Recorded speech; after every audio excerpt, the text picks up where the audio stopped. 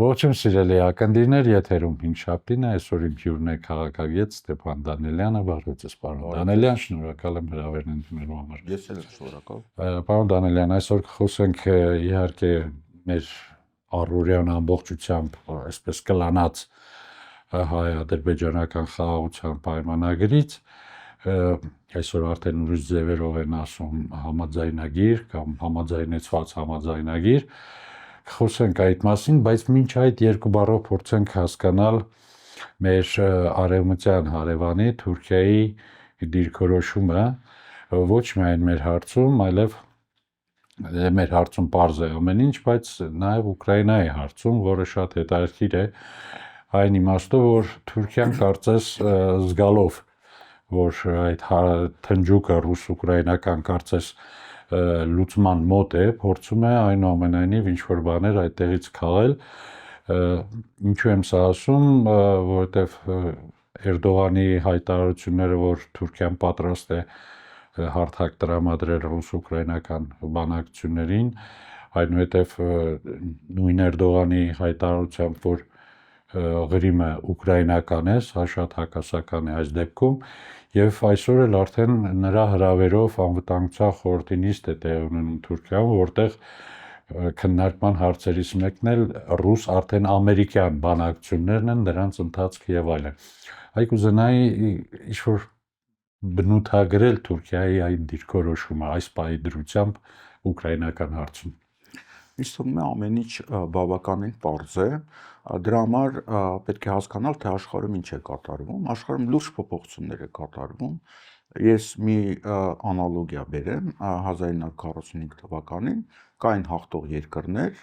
եւ Չինաստանը որպես մեծ երկիր եւ Ստալինի պահանջով Ֆրանսիան, դրանք այն երկրներն էին, որոնք ապագայում դարձան անվտանգության խորհրդի անդամներ եւ հատուկ կարգավիճակ ունեին, այսինքն այն երկրները, որոնք իրար հետ որոշում էին աշխարհի կարգը, աշխարհում ինչ պետք է լինի եւ իրենք երաշխավորներն էին, այսինքն այդ 5 երկրները կարային որոշեին, որ այսինչ երկիր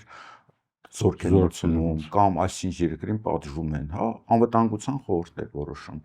այսինքն մակում հավասարություն չի երկրների մեջ։ Հիմա այս համակարգը քանդվում է եւ այս համակարգը քանդվելով նոր համակարգ պետք է ձևավորվի։ Հիմա ովքեր են հաղթող երկրները, հա, սա ուկրաինական պատերազմը ցույց տվեց, որ եվրոպական երկրները եւ Եվրոմիությունը իրենք լուսման բանաձև չունեին։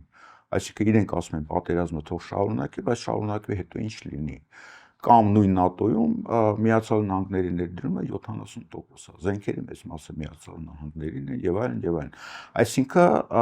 այն կարգը, որը ստեղծվել է 45 թվականին, արդեն փոխվում է եւ ովքեր են լինելու նոր աշխարհի հարց լուծողները, հա, պայմանական ասենք ապագա անվտանգության խորհրդի երկրները։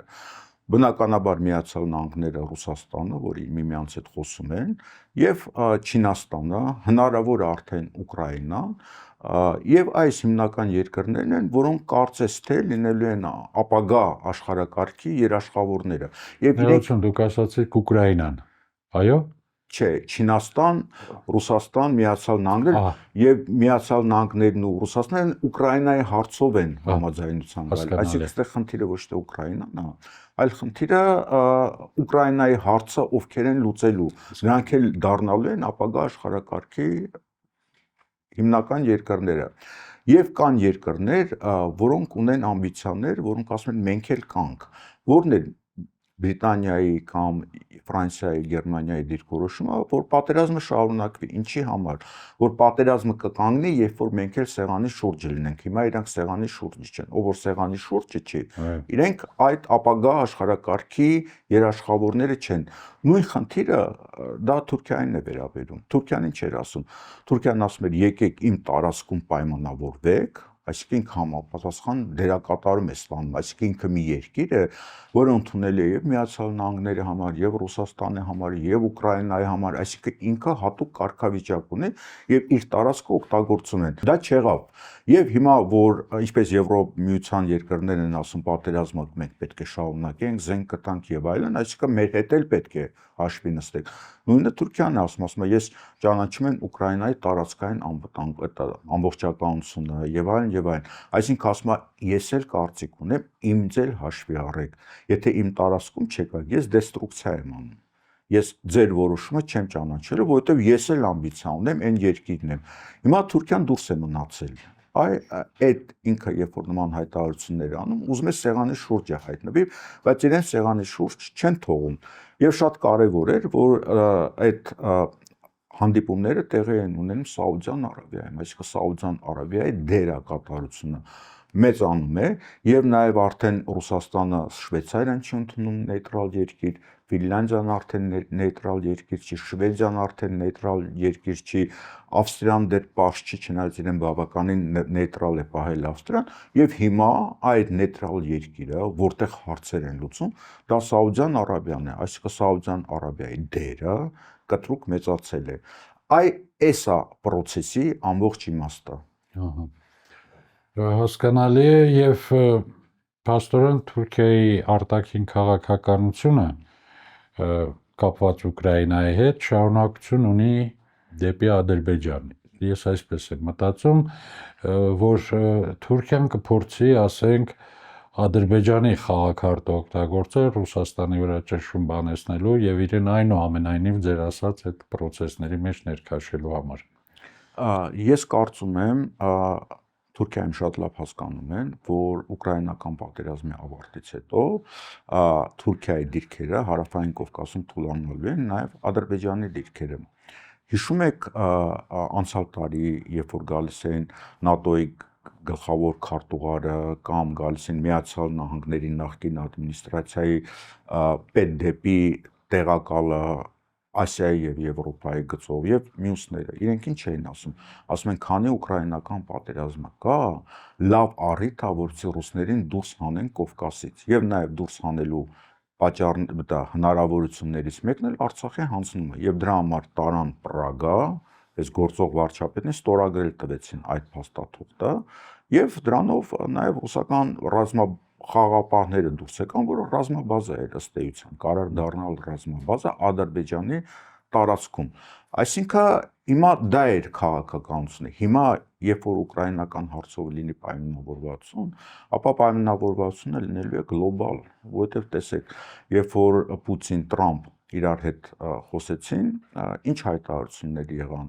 որ հա Ուկրաինայի հարցում պետք է Ուկրաինան տարածքներ զիջի Ռուսաստանին, Ռուսաստանը Միացյալ Նահանգների համար ունի շատ հետաքրքրություններ բիզնեսի ոլորտում, հանածոների ոլորտում, հյուսային Սառուցալ օվկիանոսում այդ կոմունիկացիաների վերահսկման համատեղ եւ ինչ հայտարարեցին, որ Իրանը չպետք է ունենա այնպիսի հնարավորություններ, որ հարվածի Իսրայելին։ Եվ Թրամփ ասում էր նաեւ, որ Ռուսաստանը կարող լինի միջնորդ Իրանի հետ հարաբերություններում, Իրանի Իսրայելի։ Այսինքն այդ Ուկրաինայի համաձայնությունը գնում է գլոբալ համաձայնության, գլոբալ, նաև հարավային Կովկասում։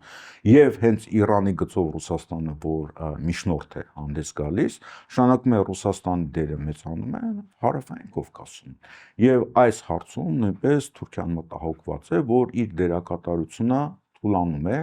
եւ կարծում եմ Ադրբեջանը նույնպես հասկանում է, որ իր այդ պահվածքը կարող է փոխվել, վերջի հնարավորություններն են, որ ստիպում է Հայաստանին բոլոր պահանջները կատարել եւ նաեւ ունի մտահոգություն, որ իրավիճակի փոփոխությունից հետո ինքը Իրանի Ռուսաստանի ակցիանում կարող է հայտնվել։ Ահա։ Եվ այստեղ ձեր նկարագրած գլոբալ մեծ փոփոխությունների մեջ չեք կարծում, որ հայ-ադրբեջանական խաղաղության այս պայմանագիրը կամ այսպես ասած Նիկոլ Փաշինյանի խաղաղության այդ know-how-ն, որ ինքը կառուցեց, մի տեսակ անուշադրության մատնվեց այն իմաստով, որ արդեն քանի կողմից հայտարարություն են անում, պատրաստ ենք ստորագրել եւ այլն, այնուամենայնիվ դրսից ուղղակի ասում են ստորագրեք, առանց, ասենք, միջամտելու նրանց հարցերին։ Եթե Հայաստանը եւ Ադրբեջանը ասում են մենք մի թուղթ պայմանավորվել ենք եւ դա կարող է բերել խաղաղության, բնականաբար մյուս երկրները պետք է ողջունեն, ոչ չեն ասելու մի ստորագրեք։ բայց հարցը ուրիշ տեղ է, թե որն է Ադրբեջանի քաղաքականության իմաստը, որի մասին իրենք ակնհայտորեն բաց ձևով խոսում են եւ Ադրբեջանի նախագահը եւ նախագահային կից մոտ շրջապատի փորձագետները եւ պետական պաշտոնյաները։ Իրենք ասում են, այս 17 կետը դա մեր կետերն են, դա մեր պահանջն է, որ մենք ստիպել ենք Հայաստանին այդ պահանջները ընդունել եւ ստիպել են նաեւ ռազմական բանի ագրեսիայի սպառնալիքով, որովհետեւ հիշում եք ամեն մի կետից ընդունելուց առաջ Ադրբեջան ասում է սահմանին կրակոցները եւ այլն, այսինքն մենք պատրաստ ենք ռազմական ընդհարում ստեղծել։ Սա այս գործող վարչապետը դրանից հետո վախենում էր ու հերթական կետերներ ընդունում։ Հիմա իրենք ասում են, այս 17 կետը մենք ստիպեցինք, Հայաստանը ընդունեց։ Հիմա սա չենք ստորագրում, ծալում ենք, դնում ենք մի կողմ, փակեցինք։ Հիմա մենք ունենք նախապայմաններ ստորագրելու համար։ Նախապայմանները հայտնի են, սահմանադրության փոփոխություն եւ այլն, կամ եթե սահմանադրությունը դրվում է հանրակրվե։ Բա որ չանցավ այդ սահմանադրությունը, հանրությունը դեմ քվեարկեց, բնականաբար դեմ է քվեարկելու։ Դրանից հետո իշխանությունը կփոխվի, հաջորդ իշխանությունը իրեն ինչպես կպահի։ Դրա համար մենք սա չենք ստորագրում, սա դեռևս դնում ենք։ Եվ նաեւ Ադրբեջանը ունի այլ պահանջներ։ Այ հիմա, երբ որ մենք լսում ենք, որ սահմանին հայկական բանակը կրակում է ադրբեջանական տարածքի վրա, հասկանում ենք, չէ, որ սա իրականությանը չի համապատասխան։ Սա զգուշացում է, որ մենք այլ պահանջներ ունենք եւ այդ պահանջը հիմա պետք է կատարենք։ Իսկ ո՞րն է այդ պահանջը։ Հիշում եք, մի ամիս առաջ Հայաստանի գործող վարչապետը ասում էր, որ մենք սահմանազատման եւ սահմանագծման գործընթացը արդեն անելու ենք հյուսիս արևելյան մասում, Տավուշի մասում, եւ այնտեղ Ադրբեջանը տարածքային պահանջներ ունի, հենց Երևան-Թբիլիսի ճանապարհի վրա, ոսկե պարիլանի հատվածում։ Անկլավները։ Այո։ Եվ իրենք ինչ էր ասում Ադրբեջանի նախագահը մի քանի օր առաջ, ինքը ասում էր, ինքը ունի 0 վստահություն Հայաստանի իշխանության եւ վարչապետի նկատմամբ, որտեղ նա խաբեբայ է։ Ինչ պայմանավորվում ենք, ինչ խոստում տալիս է, չի կատարում։ Ակնհայտորեն այս գործող վարչապետը խոստացել է հատվածներ զիջել Ադրբեջանին, հենց ոսկեպարի եւ Տավուշի մասով, դեռ մի քանի գյուղեր են, թե ինչեր են, եւ այս վարչապետը վախենում է դա կատարել, վախենում է, որտեղ փողոցը կարող է լցնել, արդեն մարդկանց համբերության բաժակը լցվել։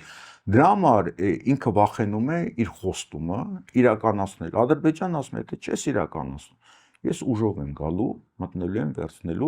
եւ պատահական չէր, որ այս վարչապետը հայտարարեց, որ կարգադրել է չկրակել։ Բանակը չկար, ինչ է դա նշանակում։ Ինքը ասում է Ադրբեջան կամ Ալիև, ես չեմ կարա գամ ստորագրությամբ այդ տարածքները ձեզ տամ։ Չեմ կարա, որտեղ վախենում եմ իմ ժողովրդից։ Բայց ես իմ զորքին հրաման եմ տվել չկրակել։ Եկեք մտեք դուք վերցրեք, ես էլ ժողովրդին ասեմ, բայ հիմա Ադրբեջանը մտել վերցրել, այս ինչ անեն, ժողովուրդ պատերազմ եք ուզում։ Ուզում եք կռվել, դե ջոկատներ կազմեք, գնացեք, հա, պատերազմեք։